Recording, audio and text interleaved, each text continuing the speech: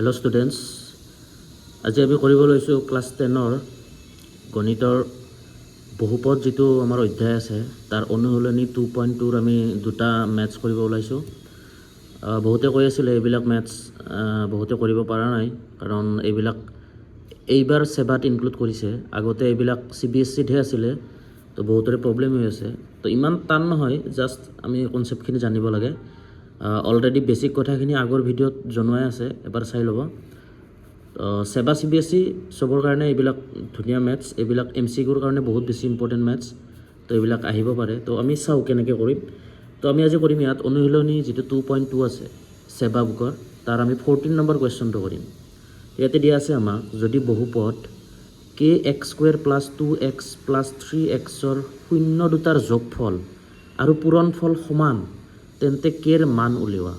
তো ইয়াতে আমাক ধুনীয়াকৈ কোৱা আছে যে শূন্য দুটাৰ যোগফল যিটো আছে আৰু যিটো আমাৰ পূৰণফল আছে, এই দুটা কি হয়, সমান হয়। এই বস্তুটো জানিব লাগিব, এই বস্তুটো ভালদৰে মনত ৰাখিব।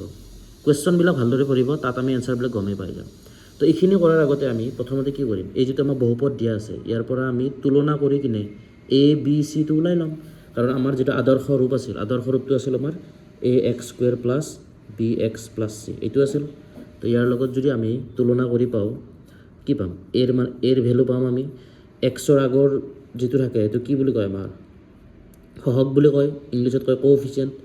তো আমি ইয়াতে এক্সৰ আগত কি আছে, কে আছে, তো এৰ ভেলু হ'ব কে। ঠিক সেনেকৈ বিৰ ভেলু হ'ব আমাৰ নেক্সট যিটো আছে এক্স, এইটো X² আছিল, X² আগৰটো এ হয়, এক্সৰ আগৰটো বি হয়। তো এক্সৰ আগত ইয়াত কি আছে, 2 আছে, তো বিৰ ভেলু হ'ব 2। আৰু যিটো চি আছে, চিটোক আমি কি বুলি কৈছিলোঁ, চিটোক আমি যে ধ্ৰুৱক বুলি কৈছিলোঁ নহয়, আগৰ ভিডিঅ'ত আছে। তো এই চিৰ ভেলুটো হ'ব আমাৰ 3K। এই গোটেইখিনি চিৰ ভেলু হ'ব, আৰু আগত প্লাছ চাইন আছে, গতিকে প্লাছটো আহি যাব। তাৰমানে আমাৰ এনচাৰটো হ'ব ইয়াত 3K। তো আমি ধুনীয়াকৈ ABCটো আমি ধুনীয়াকৈ ওলাই ল'লোঁ। আৰু ইয়াৰ পৰা আমাক কোৱা আছে কি, শূন্য দুটাৰ যোগফল আৰু পূৰণফল সমান বুলি কোৱা আছে। আৰু আমি জানো যে শূন্য দুটা কি আছিলে, আলফা আৰু বিটা আছিলে। ঠিক আছে।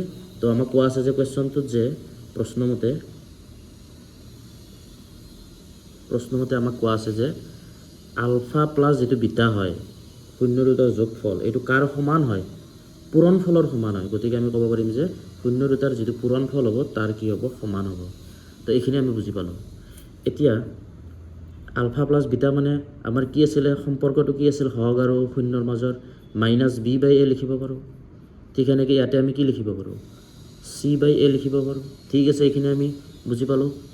এতিয়া ইয়াতে চাওক, কিবা এটা নম্বৰ যদি এৰে ডিভাইড হৈ আছে, ইকুৱেলৰ এইটো ছাইডে এৰে ডিভাইড হৈ আছে, তো আমি এইটো নিলিখিব পাৰোঁ। এইবিলাক আমি ক্লাছ 6-7তে পঢ়িছোঁ। তো এইটো আমি নিলিখোঁ, তো আমি লিখিম -b = c। বুজি পালোঁ, একদম চিম্পল মেথছ, MCQৰ কাৰণে বহুত ইম্পৰ্টেণ্ট মেথছ এইবিলাক। তো ইয়াতে বিৰ ভেলু কিমান, 2 আছে, কিন্তু মাইনাছ চাইন আছে, তো এনচাৰ হ'ব -2। ঠিক সেনেকৈ চিৰ ভেলু কিমান, 3K, তো আমি লিখিম 3K। তো এইটো পাই গ'লোঁ। তো ইয়াৰ পৰা আমি কেৰ ভেলুটো ওলাই দিম -2, 3টো এইটো ইয়াতে পূৰণ হৈ আছে, ইপিনে আহিলে হৰণ হৈ যায়, তো আমি হৰণ 3 = K। তো আমি কেৰ ভেলুটো ধুনীয়াকৈ পাই গ'লোঁ। বহুত চিম্পল মেথছ আছিল। তাৰ কাৰণে বেছিক কথাবিলাক জানিব লাগিব। এইখিনি আগৰ ভিডিঅ'ত চাই ল'ব, যিখিনি আমাৰ সহগ আৰু চলকৰ সম্পৰ্ক আছিল। এইবিলাক কুৱেশ্যন মেট্ৰিকত MCQ আহিবই চিয়'ৰ। তো এইবিলাক আমি কুৱেশ্যনবিলাক পঢ়ি বুজি ল'ব লাগিব। ঠিক আছে। তো আমি তাৰ পিছৰ মেথছটো কৰিবলৈ ওলাইছোঁ। তো এইটো হৈছে আমাৰ কুৱেশ্যন নম্বৰ 15।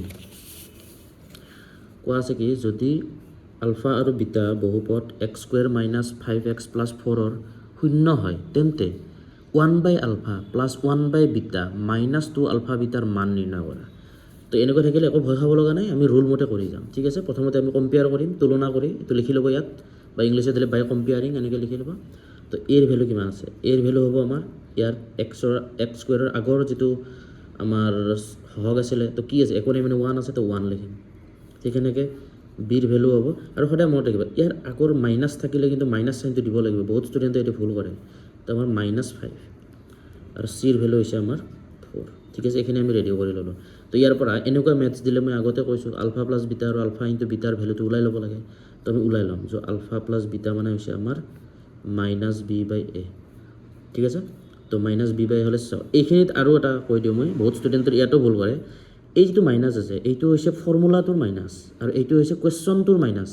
তো আমাৰ এনেকুৱা হ'ব যে মাইনাছটোতো আগৰ পৰাই আছে, আৰু বিৰ ভেলু -5, মানে -5 মাইনাছ ব্ৰেকেট -5 তো এইটো অলপমান ধ্যান ৰাখিব ডিভাইডেড বাই 1 তো এইটো সলভ কৰিলে কিমান হ'ব মাইনাছে প্লাছ 5/1 তো তলত 1 থাকিলে আমি নিলিখোঁ তো আমি এনচাৰ লিখিম 5 ঠিক আছে বহুত ইজি ঠিক এনেকৈ আলফা ইনটু বিটাটো ওলাই ল'ম কিমান c/a তো c/a হ'লে আমাৰ কিমান হ'ব c মানে 4 a মানে 1 মানে এনচাৰ হ'ব 4 তো এইটো ওলাই ল'লোঁ এতিয়া আমি এইটো লিখিম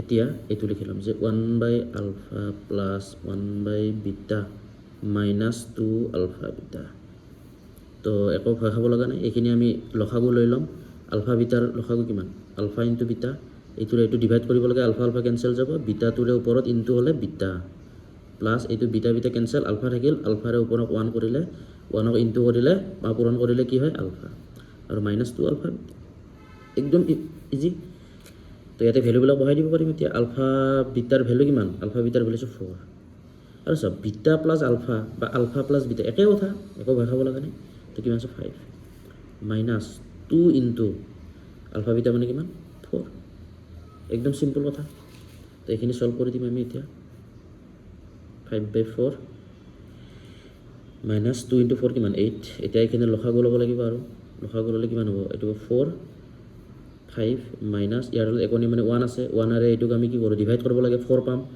আৰু 4 8 যে কিমান পাম আমি 32 32 ঠিক আছে তো এইটোৰ আমাৰ এনচাৰ হৈ গ'ল 4 আৰু ইয়াৰ পৰা যদি আমাৰ এনচাৰটো মাইনাছত হ'ব কাৰণ 32টো মাইনাছত আছে আৰু 32ৰ পৰা 5 যদি আমি গুচাই দিওঁ কিমান 5 - 32 হ'লে 27 হৈ যাব তো এইটো হ'ব আমাৰ এনচাৰ ঠিক আছে বহুত ইজি আছিল তো এবাৰ ধুনীয়াকৈ চাই ল'লে